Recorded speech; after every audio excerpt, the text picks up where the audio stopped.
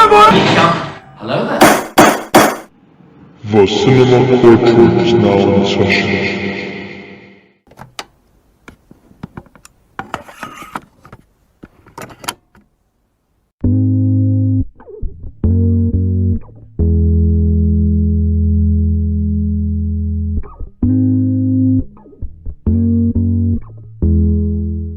Ladies and gentlemen of the jury, I am very delighted to extend you a nice, warm welcome to the Cinema Courtroom Show, a podcast where your favorite blockbusters await trial with your host and galactic judge, Makram Mark. Do not forget to like and subscribe on whatever streaming platform that you're listening to, whether it be Spotify or the Cinema Courtroom YouTube channel, because every click on the icon counts. Don't forget to ring the notification bell and share this podcast with your friends, family, cat, dog, pigeon, whomever. Okay, so by reading the title, you are probably already acquainted with this premise of the episode, so to speak. I am going to be ranking all 29 MCU films.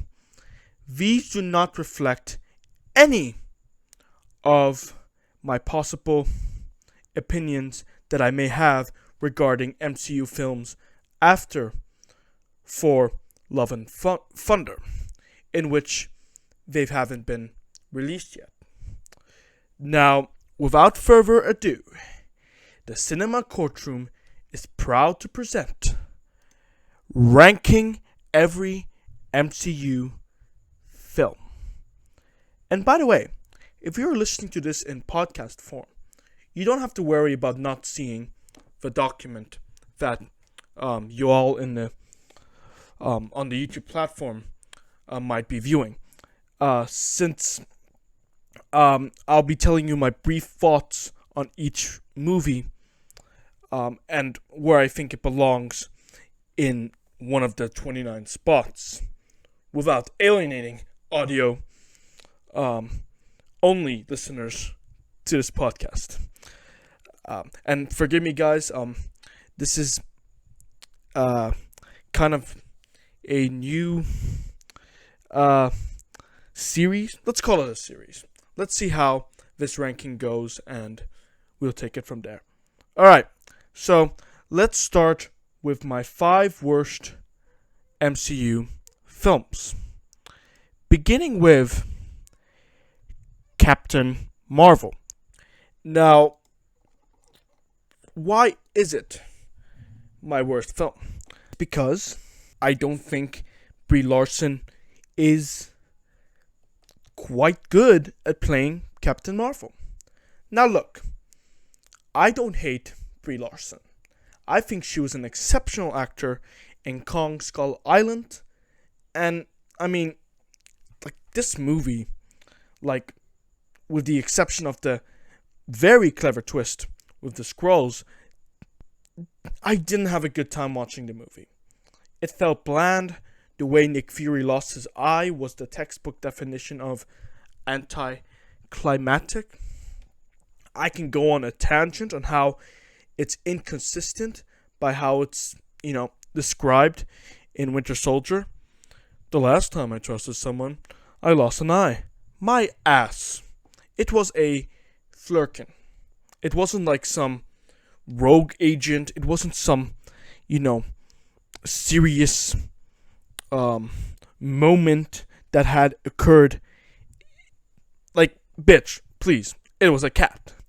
So, yeah, I am putting Captain Marvel in the 29th spot, as you can see here, if you're watching this on video. Since it's the worst MCU production thus far. Next on the 28th spot is Black Widow. Again, you might be wondering. So, I thought that movie was alright. But the third act reminded me of those generic Hollywood action films And I think that Yelena, to be completely honest, and I've enjoyed Florence Pugh in that role. She's pretty good at playing a badass Russian chick. But I am gonna say that Yelena should have died. Because, after all, in Avengers Endgame, Natasha alluded to the sentiment that the Avengers were her only family. My biggest disappointment with Black Widow, though, is not only that. It's just, it wasn't R-rated. It held back on the rating. Like, before you might jump to some conclusions that I want to look at Scarlett Johansson's boobies, which you could probably find on the hub. It's not gonna happen. Take Logan, for instance. There were no naked scenes, but the reason that it's rated R and why I wanted Black Widow to be rated R is the blood, gore, and dark elements. I mean, the last I heard, a place called the Red Room isn't a picnic. It features child trafficking, abuse in countless forms, indoctrinating young girls to assassinate big people. What I'm trying to say is that these aren't concepts that can be dumbed down to a PG-13 age rating. This is an agent conspiracy show. You cannot tell me otherwise. And it's something that needs to be given a more restrictive rating. So, what I'm really trying to say here is that those aren't concepts that can be dumbed down to PG-13. Listen, ever since Age of Ultron, we got to behold glimpses of Natasha's past, and it's brutal, man. Real brutal. So anyway, enough of my explanation. I was real let down with how Black Widow turned out. Let's move on to my third worst MCU movie, and that's Iron Man 2, which was released in May 7th, 2010. Now, let me just say that this ranking isn't even a debate at this point. Like, this movie lacks the rewatchability factor. It was, pretty boring. And to be frankly honest, I was, and I am, and will continue to be, very invested in the Iron Man and Tony Stark character, even though he's dead now. I was still very satisfied with the substantial world building that it, added to the Marvel Cinematic Universe. And it was pretty hilarious how in Iron Man 1, Rhodey was like, I'm gonna get that suit. And then in Iron Man 2, he makes that suit his bitch. It's also like the second time the Avengers or S.H.I.E.L.D. initiative is, mentioned. Can you believe how, old that concept was? The Avengers didn't just show up in the first Avenger movie. It literally was, name dropped left and right. It's so fascinating how, this whole universe, or the most of it, was planned. Especially in Iron Man 2. But I think this movie barely gets a pass. Granted, it does have some intriguing stuff.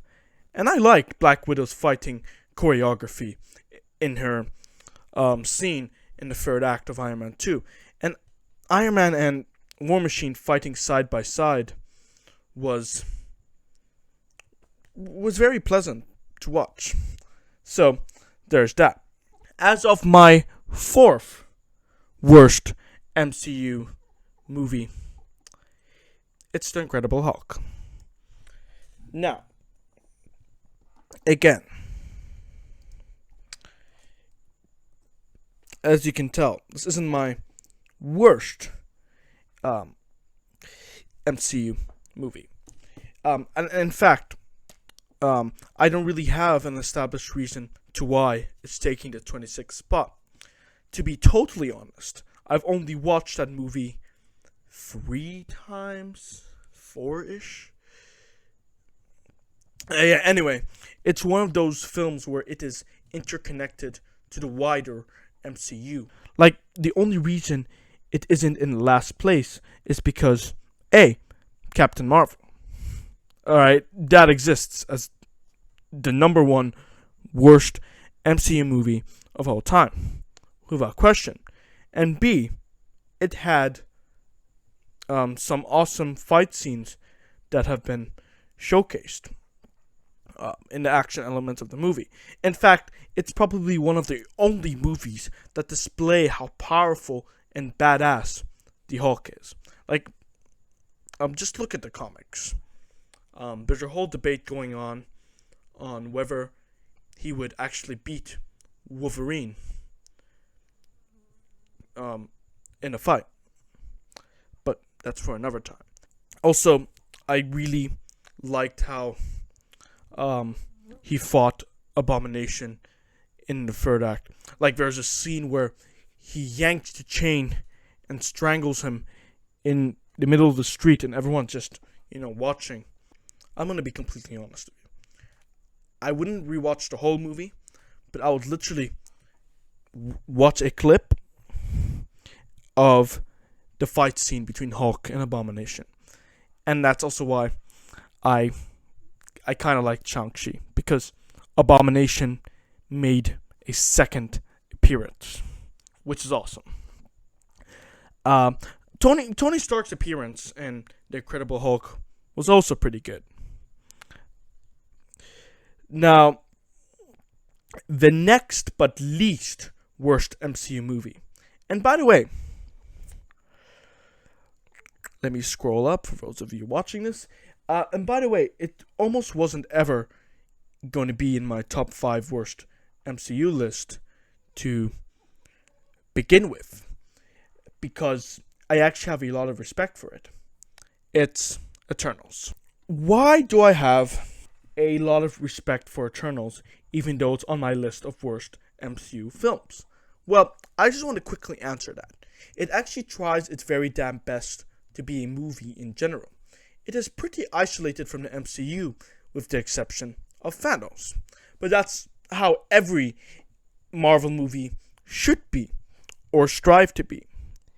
Not just in the MCU, which is why I'm a big fan of Logan and X-Men Days of Future Past as well, because they're isolated stories. Any incident that had occurred in these movies, for the most part, are isolated incidents. And I love it when cinematic universe solo movies incorporate that element.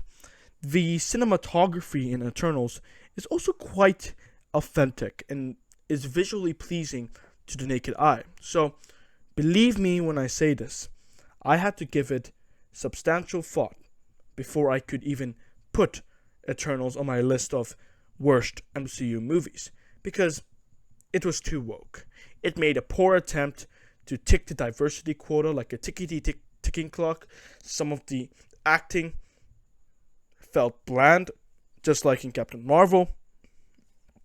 The villain, I just wasn't invested in them. Unneeded cliffhangers, race-swapping characters from their comic book counterparts, the list can go on. Oh, and also, in like the post-credit scene, Thanos' brother looked nothing alike Thanos. And why the hell did they bring Harry Styles to play that character? Like, I don't get it, man. I literally... Celebrities, not all celebrities know how to act. They're not just... they don't just have caliber performances by default. So, that was just... and the same with Angelina Jolie, by the way. She may have had one or two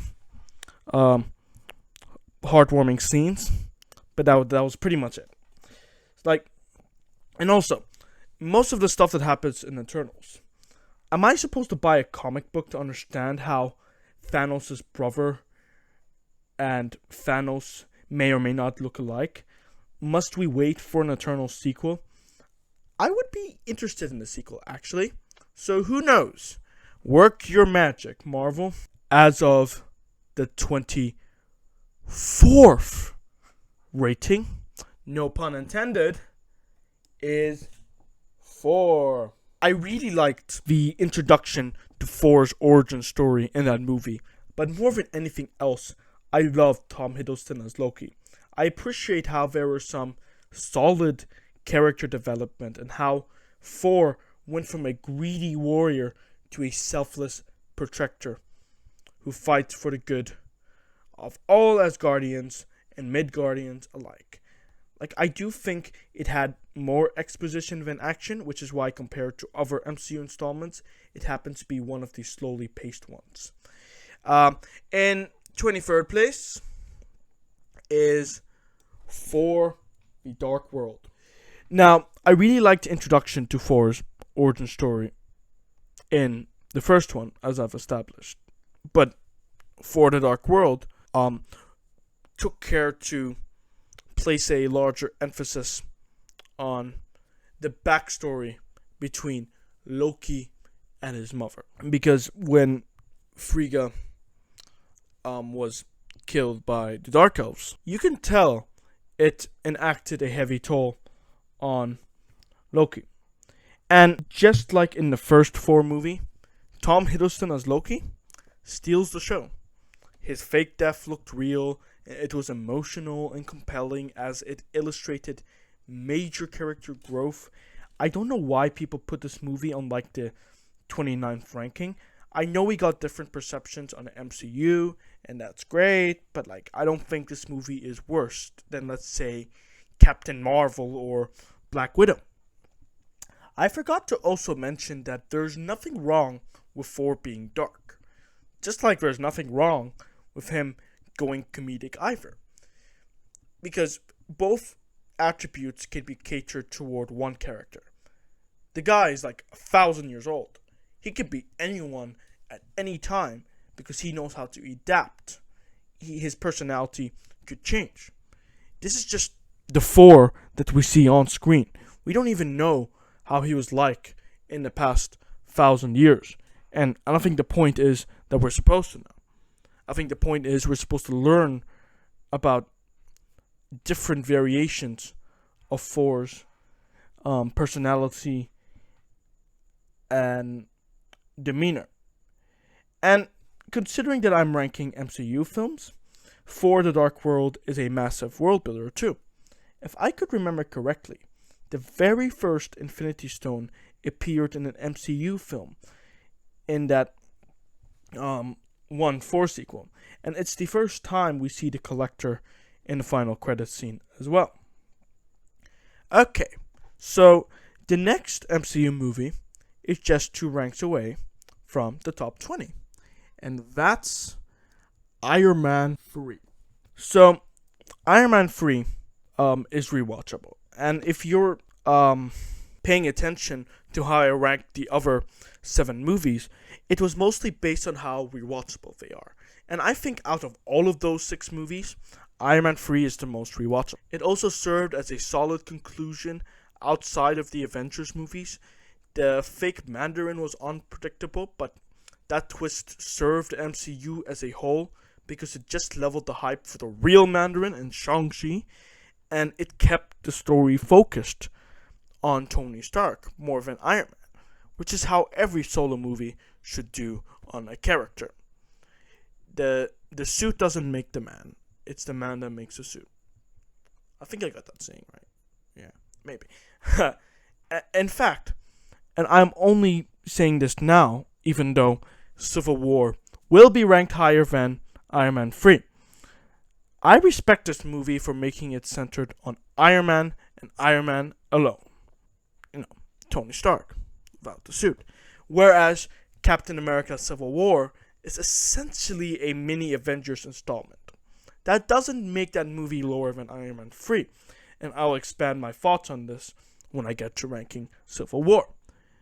The next ranking after Iron Man 3 is Ant-Man and the Wasp. So, Ant-Man and the Wasp was released in a very interesting time slot because it was close to the release date of Avengers Infinity War, and it served as a prequel between the biggest MCU cliffhanger ever and the bigger MCU climax ever in Endgame.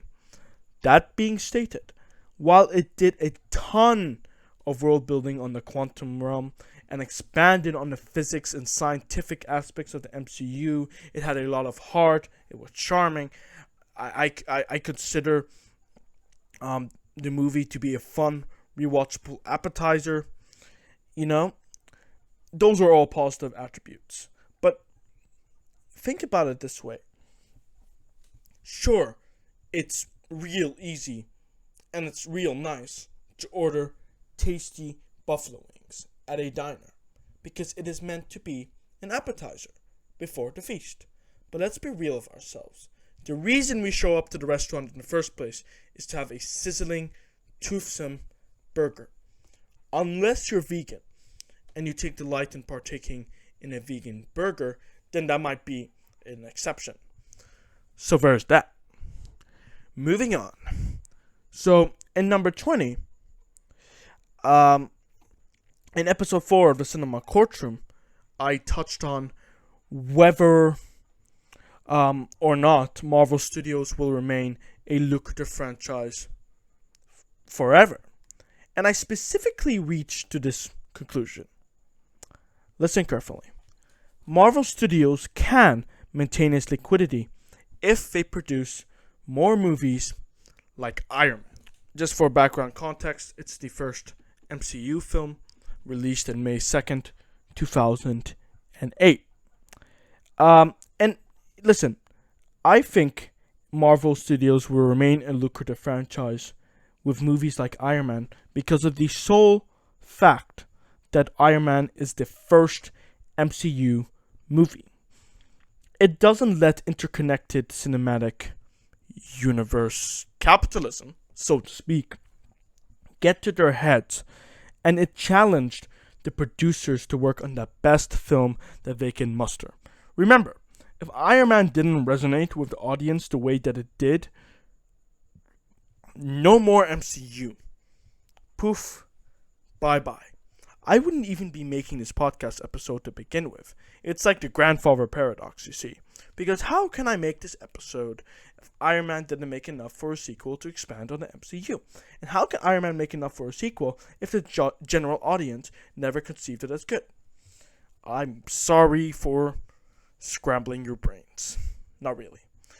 Paradox aside, that is why I think Iron Man belongs in 20th place, and believe me, it beats all those other 9 movies that I mentioned here. As for 19th place, I have a very special place in my heart for Ant-Man. Now, Ant-Man was released in July 17th, 2015. While it is the smallest MCU film, pun intended this time, that's what makes it so good. And more appetizing than Ant-Man and the Wasp, which is slightly longer, but only by a few minutes. But still, I found that a few minutes, when comparing 2 films in an interconnected franchise, does make a difference. Every scene that we've seen of Hank, Hope, Van Dyne, Scott, and Cassie Lang just flows in Ant-Man. I also really dig heist movies because they're honestly so fun and entertaining to watch. And Ant-Man just had all of that in a package. And one more thing. I feel like every writer's course should do a breakdown of Ant-Man and utilize it as a guide for writing entertainment. Because the protagonist has a simplistic and easy to understand motive and what his approach is, which is doing whatever it takes, even if it means disregarding the law. to see his daughter again. And yeah, it's very simplistic and easy to remember, I suppose. Okay, so the next MCU movie that's gonna take home the 18th rank trophy is none other than The Avengers, or its other title, Avengers Assembled. The Avengers has some of the most spectacular scenes in MCU. You know when Hulk is the last character to get suited up in the third act, and Steve Rogers tells him, now's the best time to get angry, and he just dryly says, that's the secret, Cap. I'm always angry. Awesome, awesome, awesome, awesome line. And by the way, I think Mark Ruffalo was the best actor to be recasted as Bruce Banner, which is why The Incredible Hulk is way down my list of MCU movies, and why it's on my top 5 worst. And The Avengers is ranked higher for that reason, because it's not only the Hulk that makes this movie stand out. The CGI and special effects were a product of its time, and every single Avengers character from Phase 1 was assembled into one movie. How cool is that? And people may have doubted it at first, because, let's face it, it had a potential to be a disaster. Very rarely do team-up movies featuring characters from the same universe end up well in their first outing. The Avengers didn't fall victim to that trap, fortunately enough, because they shrunk the scale of the villain. Loki isn't a Thanos-level threat. Even Ultron could probably stand his ground with Loki in a fight, and Thanos killed Loki. Let's not even get started on that. And if anything, the Avengers set the precedent standard of how every cinematic universe should assemble their superhero movies and to make use of an established villain to team up against. Thus, Thor, who's also an Avenger, would deal with more of a personal threat, and it's definitely an instigator of inner conflict with the Avengers team as well. Should they let Thor take Loki into Asgardian custody, or should they should those field agents imprison Loki down in Midgard? Every team needs that sort of conflict, and the Avengers had managed to deliver on that. For 17th place, again, for the 17th spot, for Love and Thunder, July 8th, 2022. The latest Marvel cinematic movie. So, at the time that this episode of the Cinema Courtroom is being recorded, it is still playing in theaters. So, I'm not going to go into spoiler territory because this isn't a review. Now, to say the least, For Love and Thunder is indeed a fun and somewhat comedic installment to Phase 4. The title For Love and Thunder reflects the heart of the movie with some predictable elements, but I do have to give this movie some credit for being well written and visually attractive. It had a wholesome ending. My only criticisms of the movie is that sometimes the comedy didn't always land, and had the movie been a little longer than 1 hour and 59 minutes, I would have put it in 16th place. A quick scene where Jane actually trains to become the Mighty Thor and not making her overpowered by default would have gone a long way. But hey, it ranks higher than Thor and Thor The Dark World because it does jump straight to the action and stuff, and I really enjoy that. But granted, I think I made it obvious that Thor Ragnarok will rank higher than Love and Thunder on my list for reasons that you're going to discover in a moment when I rank Thor Ragnarok. But before then, let's head over to 16th place, which is where I'm going to put Spider-Man Homecoming, which was released on July 7th, 2017. You might be wondering, how is it that a cosmic spectacle like Thor Love and Thunder is inferior to Spider-Man Homecoming?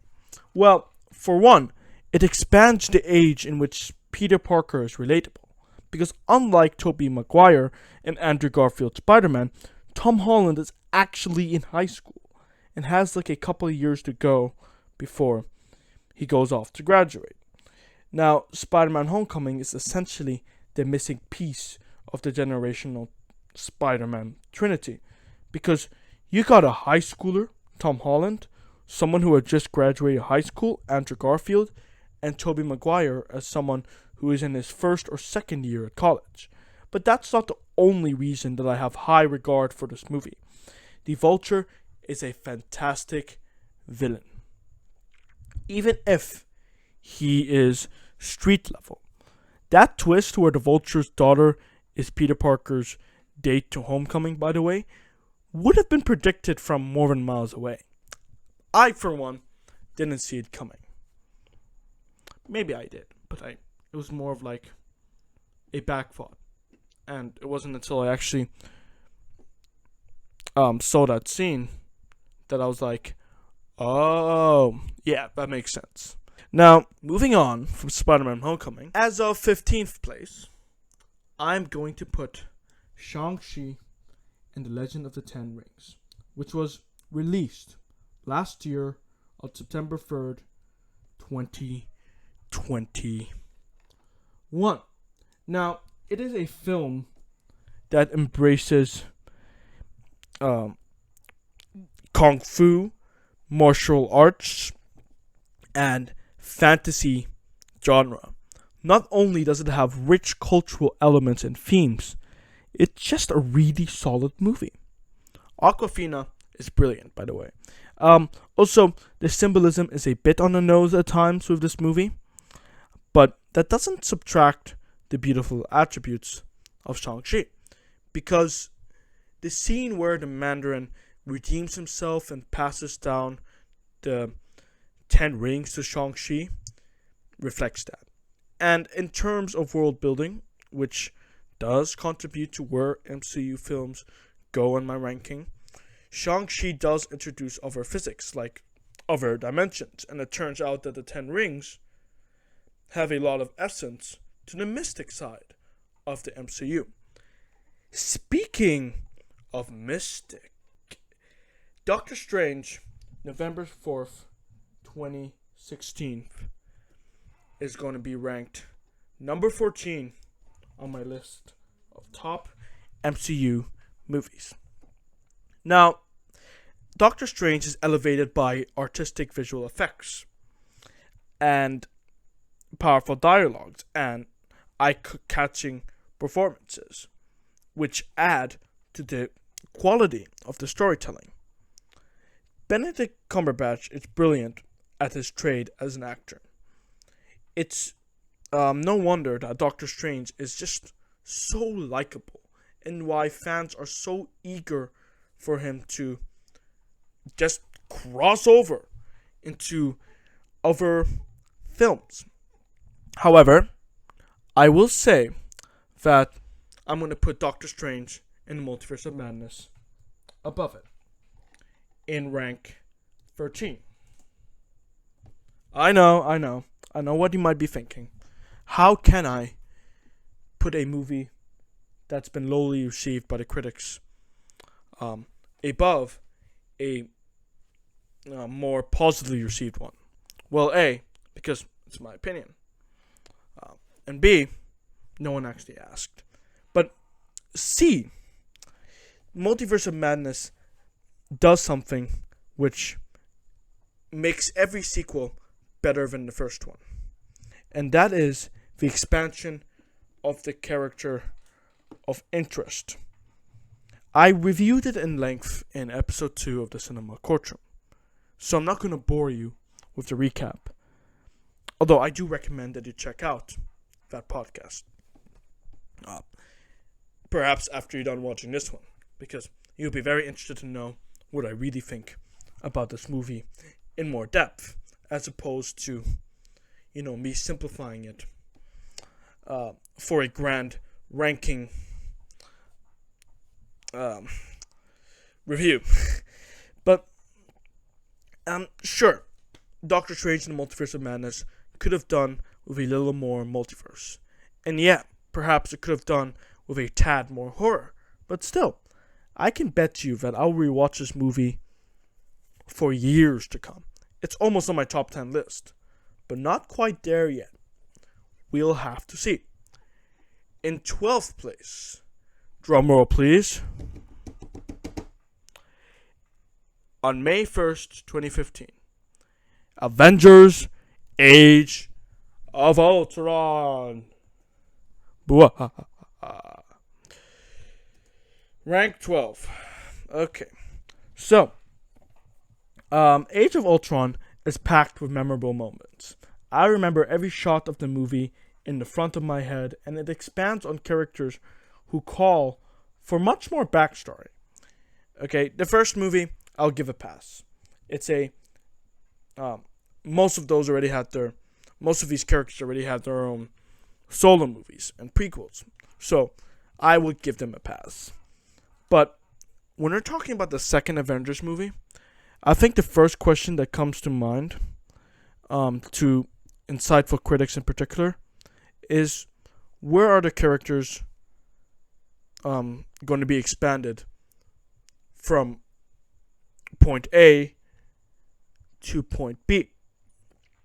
And hey, this is the MCU installment that hyped me up for a Black Widow project, so they must have done something right, because it teased some psychologically dark elements of Natasha's past that we haven't really seen before.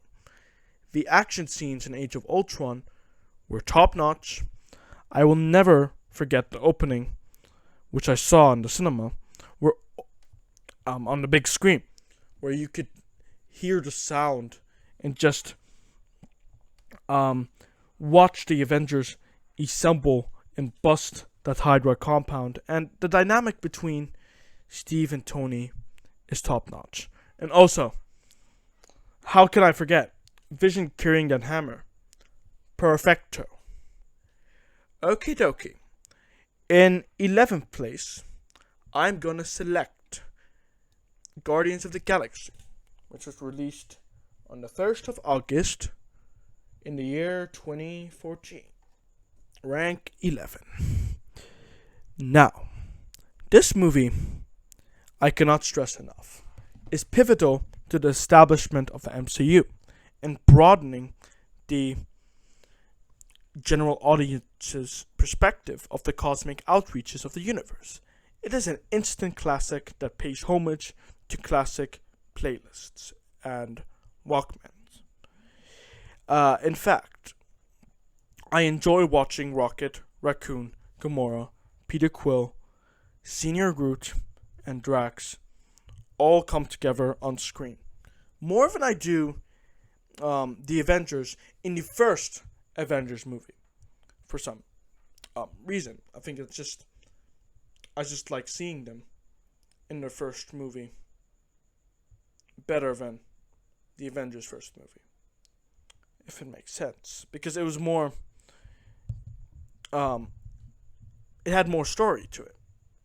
And when you can get a movie that's again a package of stories and that's much longer in runtime, it's worth an investment to buy a ticket to see it in the theaters, or it's worth the investment to just get a DVD, because chances are MCU films are going to be listed at around the same or similar price, or completely different depending on how far the release dates are and what time they're released. So it's like the more story that you're getting, then as opposed to one movie that's just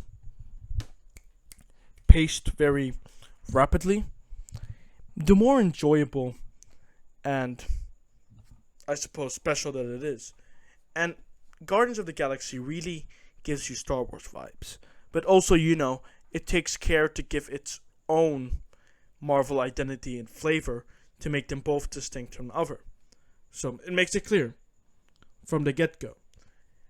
This is Star Wars, where Earth probably doesn't exist, and this is another continuum where Earth does exist. That's the whole distinction between Guardians of the Galaxy and Star Wars. The only similarities are that none of the characters have stepped foot on Earth besides Peter Quill until Avengers: Infinity War and Endgame. I'll digress to say that the villain of that movie was I'll say that they're not in my top 10 villains, but Ronan really actually elevated Thanos as an upcoming villain, and it's kind of strange to say that was Ronan's only purpose in the movie, because if Thanos could get Ronan down to his level, think about what Thanos would do in Avengers: Infinity War and Endgame, which is what he did. He brought the Avengers down to his level, and he demolished them. And he has Infinity Stones that can destroy planets. Okay, so now that I've reviewed Guardians of the Galaxy, I am going to jump into my top 10 list of MCU films after I cut for a short break. So, to the viewers and listeners listening in, it's only going to be a few seconds. I'll see you guys in a snap.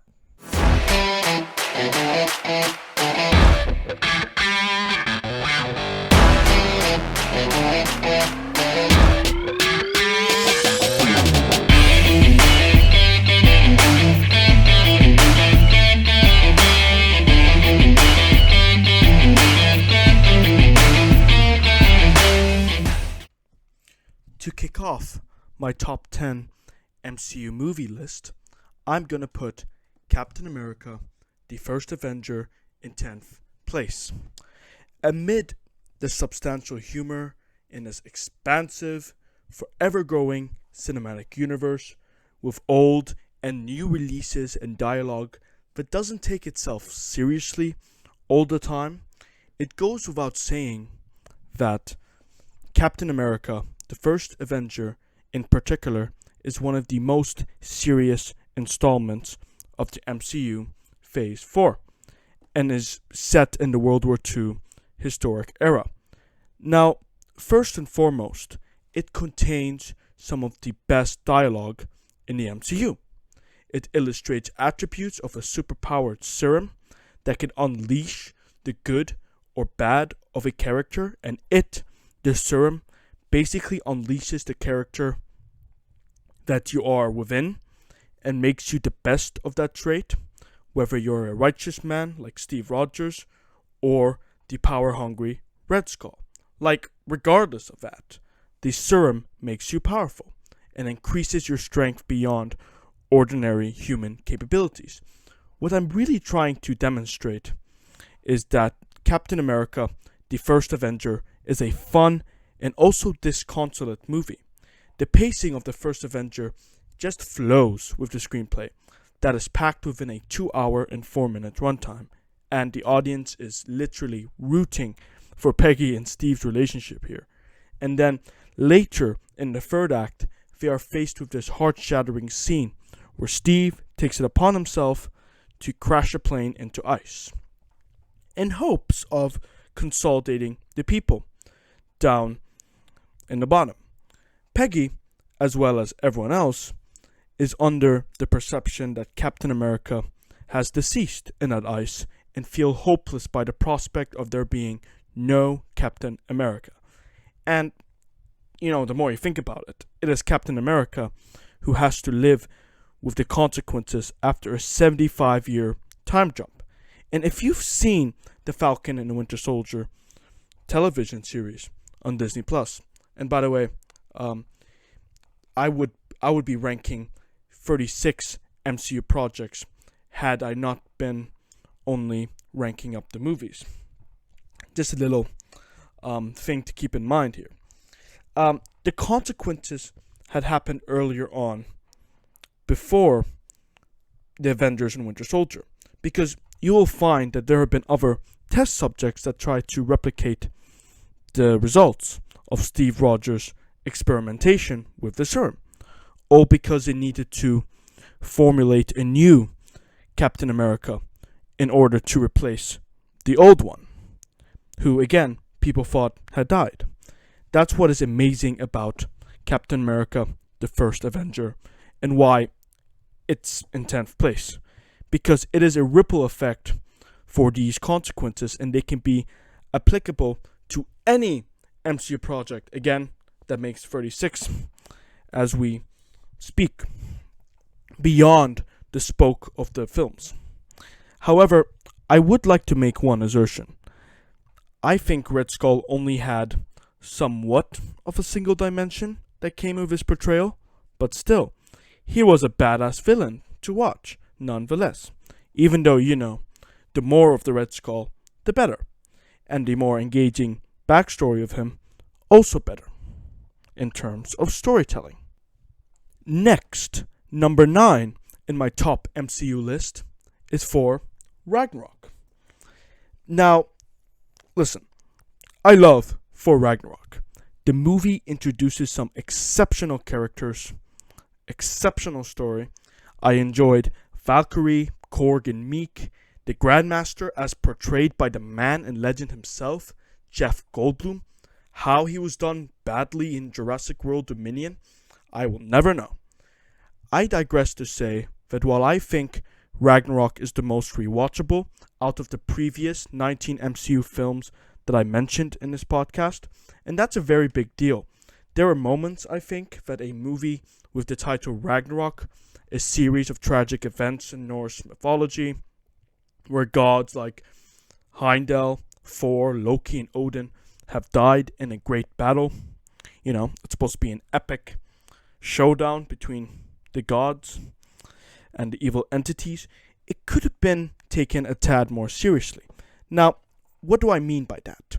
Well, for starters, if you're going to blow up a location that the audience has formed a connection with for 4 movies, a bond if you will, and have been name dropped in other Avenger films, you would think that Asgard would be portrayed with a tad more respect than it has been shown in Thor Ragnarok, correct? Wrong. Apparently, Asgard blowing up is a laughing matter with Korg and Thor and the other Asgardian survivors in the ship.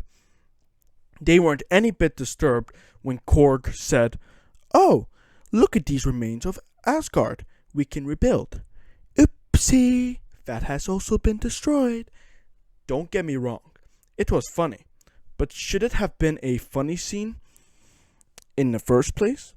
Because although, listen, I will also say that this critique of the humor in Thor Ragnarok is only one tiny stain in a very shiny trophy, because Thor Ragnarok gave the Thor character multiple dimensions that we haven't been necessarily acquainted with before, prior to Thor Ragnarok. It goes through issues of family. Hela, the goddess of death, is Thor's sister. Surprise, surprise. Odin's death was perfectly executed. CGI monster demons, What more can you ask for with this movie? And also, the opening with Led Zeppelin immediately put this movie in my top 10 list of MCU movies, because that immigrant song was just awesome, and it can never be overused. There's a reason that Led Zeppelin's licensing company is very stingy on a studio using their track, because again, it is a spectacular track. Now, as of number 8 in my top 10 MCU list is Guardians of the Galaxy Volume 2. Now, in order to comprehend my decision of why I put Volume 2 in my top 10 list, you must first comprehend the very nature of the Guardians films and why I love it so much. The Guardians of the Galaxy is a rich story of misfits who we begin to learn as the story progresses. Basic stuff, right? And it takes him on a galactic adventure, of course. In these space quests that we saw in the first Guardians movie and we see in this one, we are like very invested in the dynamics between them, especially Peter Quill and Gamora, who come from entirely opposite worlds. Gamora perceives music as sorcery, whereas Quill sees it as a place of refuge in his mind, yet it still connects them. The Rocket Raccoon's complexity is also portrayed in length in this Guardians of the Galaxy sequel, and I hope it's also portrayed in length in the third one, because there's a lot more to learn about this remarkable character. I love the scene in Volume 2 when Yondu tells Rocket that he isn't alone because he too was sold by people and had to deal with a lot of mistreatment, which, built up a lot of resentment inside. That line, "I know who you are, boy, because you're me," is just spectacular dialogue. Like never. It's at that moment Rocket begins to realize Yondu's not really attacking him or taking, the shit at him. He's pointing out all the ways in which their worlds are at correlation with each other, metaphorically. That's how you make character progression work, especially in an MCU movie that's bigger than life. While many people think that the first film was better, I would say that this second film was an upgrade and is well made and entertaining to the audience.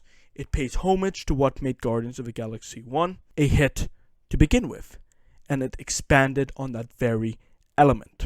Let us move on to number 7 in my top ranked MCU films.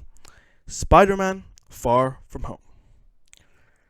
The thing I liked most about this movie was that Tom Holland brings the student on a school field trip element nicely. It also pokes fun at fake news media and how many times it can blow one element out of proportion or is straight up fabricated media. It focuses on the manipulation of media aspects in general, which is basically the skills of editing and, skills to do other stuff that involve manipulation. It's a power entity in itself, like, editing this podcast. I have the power to adjust certain clips or apply visual effects to create a misleading image. Spider-Man Far From Home kind of, pays homage to that very concept. The opening of the movie was perfect for that very reason.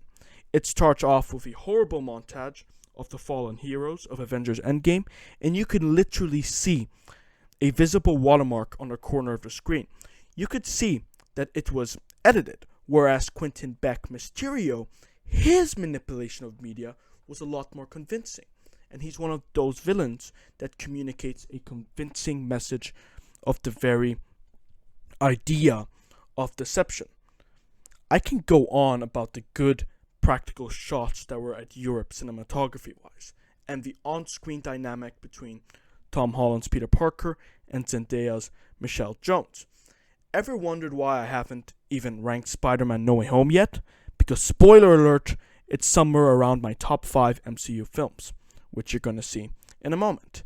And another spoiler alert, the reason it's ranked up high to begin with is because the relationship between Peter Parker and MJ was portrayed beautifully in both Far From Home and No Way Home. Before I get sidetracked, let's head over to 6th place, Black Panther. The third act of Black Panther was dark and chilling. It's one of those movies that you want to kind of avoid seeing, because sometimes all of the political and social mayhem make the audience feel uncomfortable and alienated because of realistic and authentically portrayed elements. It's almost like Schindler's List. You're not watching the climatic scenes for entertainment. You're watching some of these scenes. Only some, because because we can't forget that this is a PG-13 Marvel movie. But they managed to, you know, upset the audience by the powerful performances. Like when Killmonger said to Black Panther that he would rather die than be imprisoned, and alluded to the cruel, evil treatment that black people had to deal with constantly for years, puts Western and European history into perspective in a Marvel movie. I also want to put another scene with Okoye, T'Challa, and Everett Ross into perspective. There is a moment when Everett Ross disrespects T'Challa by hitting him like he's his buddy. And Okoye intimidates him in such a hilarious... It's like, you wouldn't do this to the Queen of England. The King of Wakanda ain't no exception. And probably deserves more respect because the UK got no vibranium. In the MCU, that is. But Wakanda does. And that makes them more powerful and colossal. But never mind all of that. The entrance to Wakanda scene and the music that accompanied that entrance was well done, and I couldn't have made that movie more deserving to be on my number 6 ranking of MCU movies.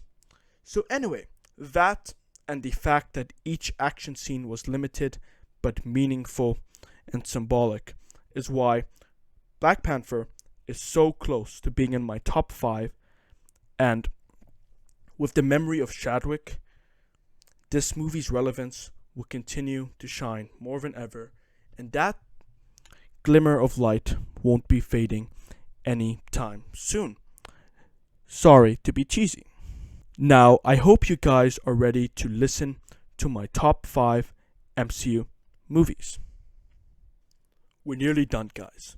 For 5th place, I have selected Captain America: Civil War. Captain America: Civil War is an MCU masterpiece. Again, I'm gonna say that buzzword, masterpiece.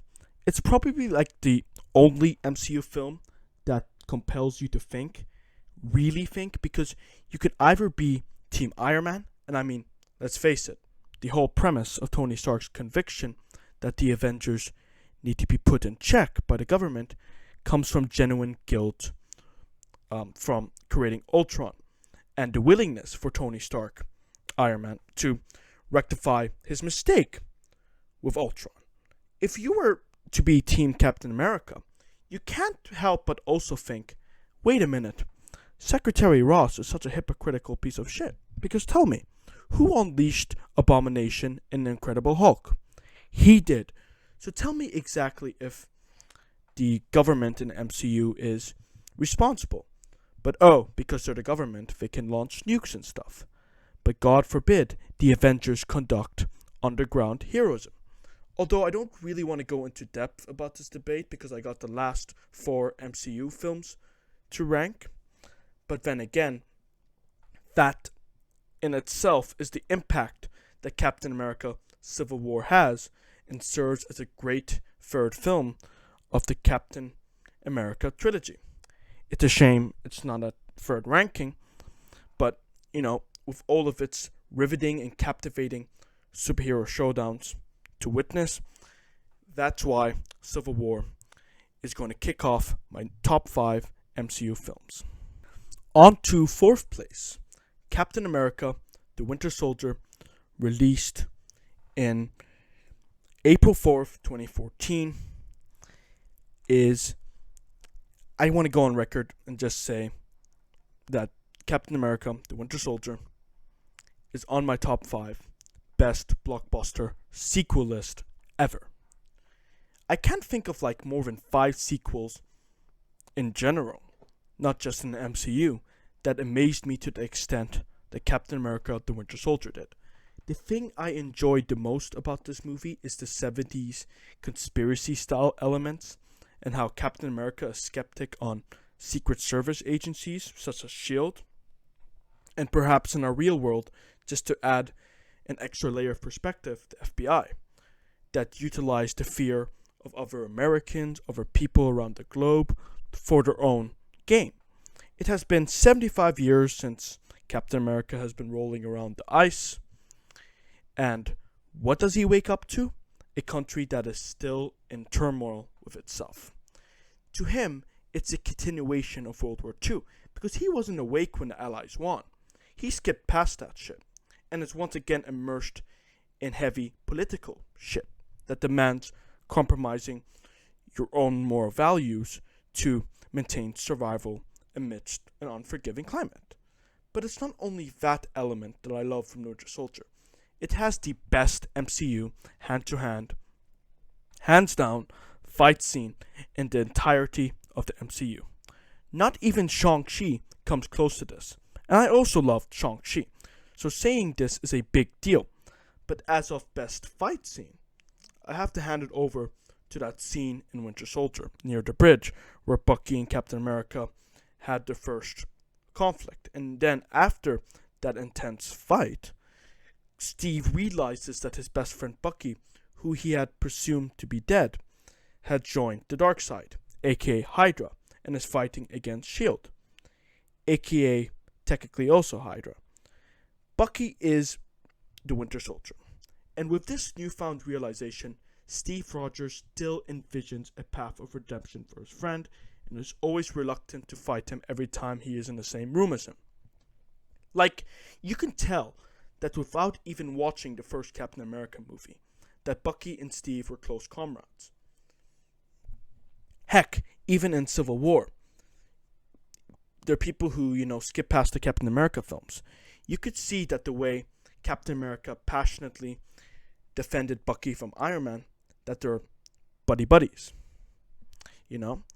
And it is the scene where Bucky saved him from the river is so moving and 10 times more sad, because he can't fully communicate to Steve that he is under Hydra's mind control regime, because they're just going to brainwash him again.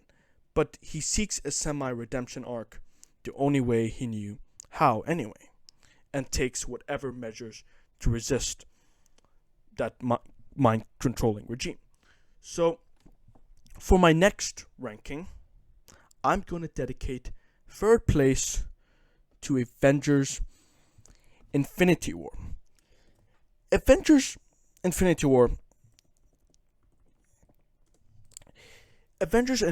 features the best MCU villain, in my opinion, Thanos.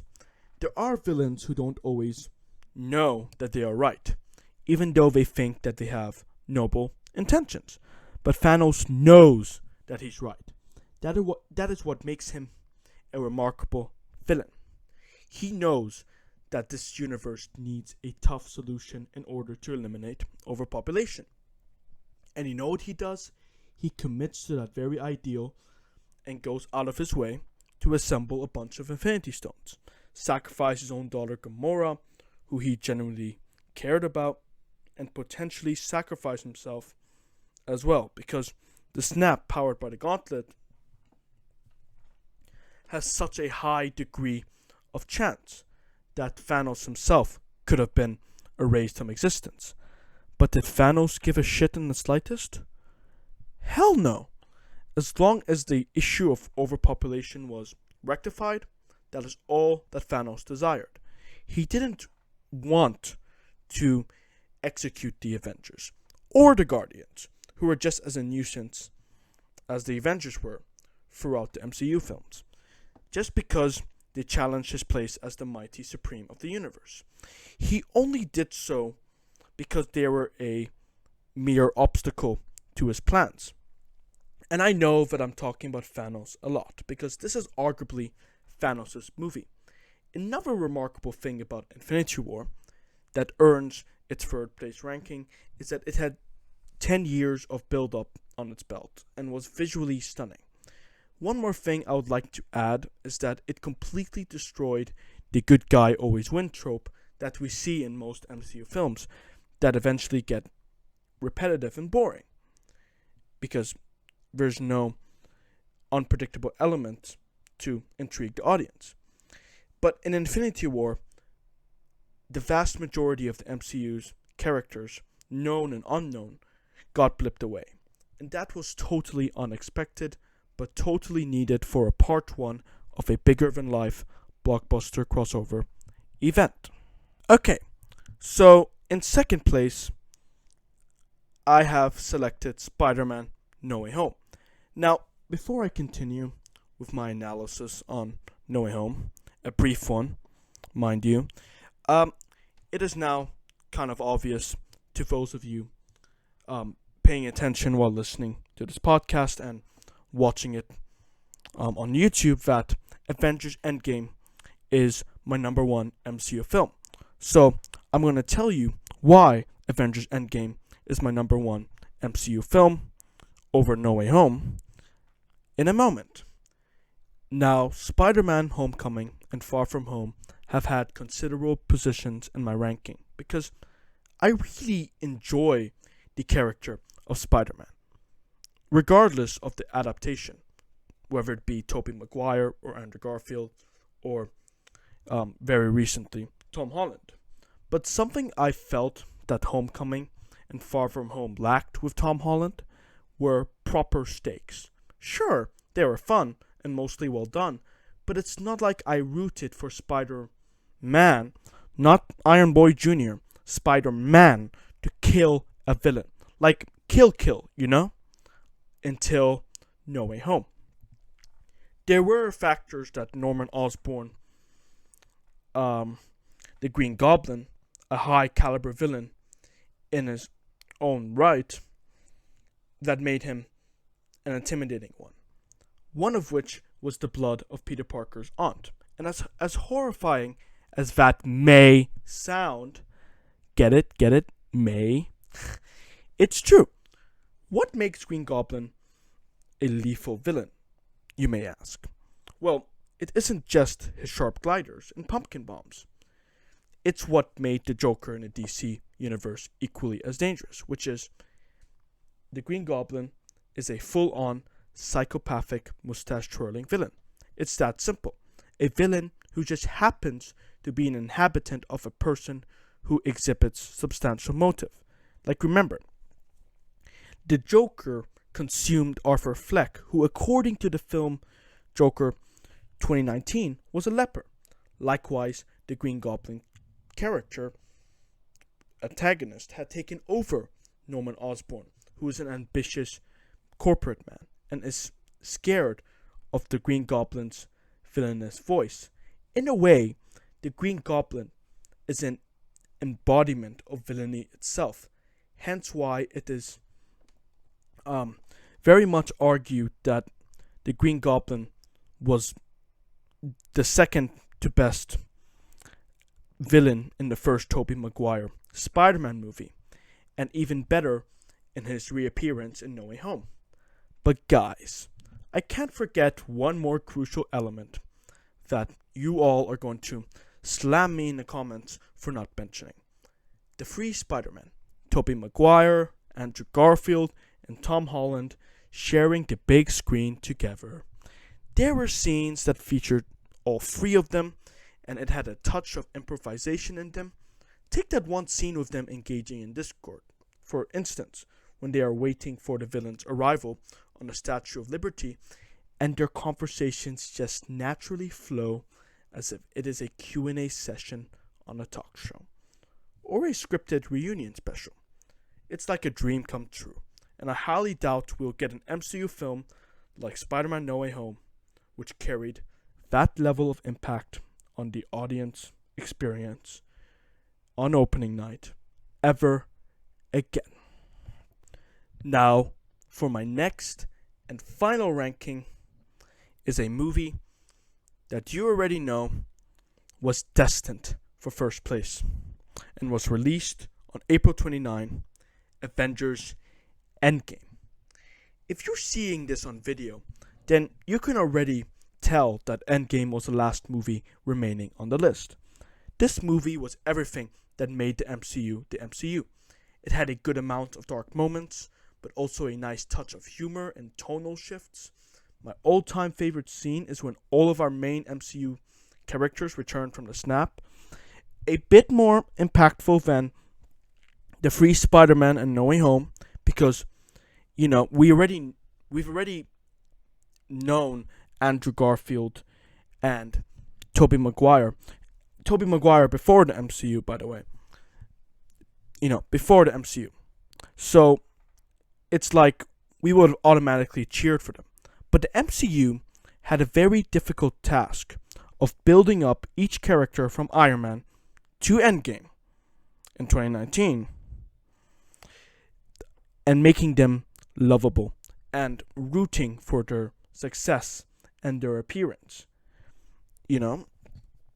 And so when they all show up, and after, the army is assembled, watching Captain America summon Mjolnir and say that iconic line, assemble, and then the theme kicks in, was so astounding to watch in the cinema.